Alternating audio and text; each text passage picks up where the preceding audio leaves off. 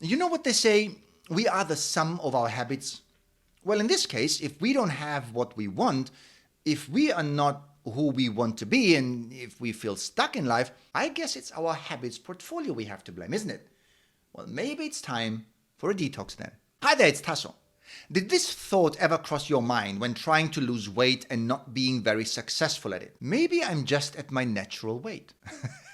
Sure, maybe. Maybe not. It's pretty much the same thing when you try to wake up earlier because you've read somewhere that early risers are more successful, happier and healthier. You try, you fail. Damn you, inventor of the snooze button. You tell yourself, maybe I'm a night owl. Maybe I'm not just an early bird. Another typical example is when you try to start a business and become self-employed, your own boss. If the success doesn't come overnight or in the first few years, you most likely will start telling yourself that you might not be carved out for entrepreneurship. Maybe I'm not cut out to be an entrepreneur. Maybe I'm just meant to be an employee. Nothing wrong with that. What happens here? Simply put, we try to justify our failure. The problem, though, is how we do it. We link it to our identity, and that's bad. It's bad because we hide behind our identity. We see our identity as something that is fixed. Just like our genes. We love blaming our genes because we can't change them. Problem solved. No action needed. But the reality is different. The reality is that our genes only reveal a predisposition to a certain behavior or disease or trait. In fact, they make up only a few % of the equation. The vast majority of our phenotype, which means what we end up looking like and being, is determined by our environment. That's what shapes us. And it shapes us through the way we respond to it. Through our actions, which in turn are determined by, guess, our habits.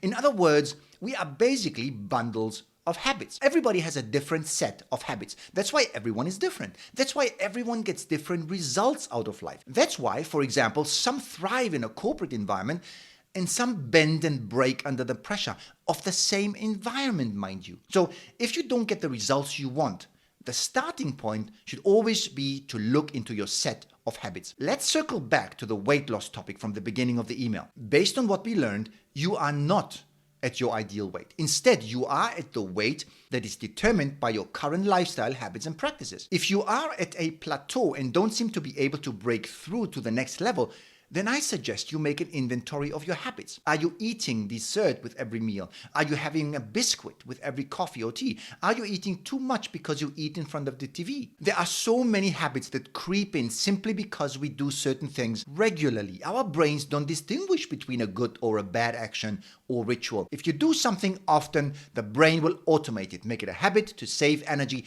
and keep our limited decision-making capacity for important stuff. Way too often, we are not consciously aware of the automation. That's why, once in a while, we need to take the time and muck out. But when should we do that? How do you know it's time for decluttering your habits portfolio? After all, I just told you that habits, most of the time, are formed subconsciously. It's simple.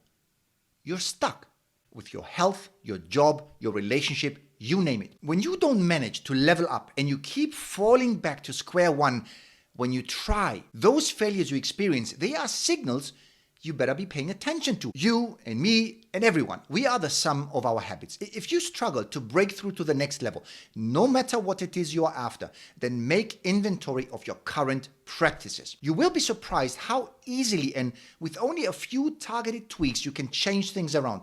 No need to blame it on your genes, blame it on your habits. Why? Because that's something you can spot it and do something about. I hope you enjoyed today's video, my friends. If you did, make it a habit to come back for more. To make that easier, I suggest that you subscribe to the channel so that you don't have to worry about and think all the time about checking if Tasso has uploaded a new video. All right? So don't forget to like the video. Then YouTube shows it to many, many more people.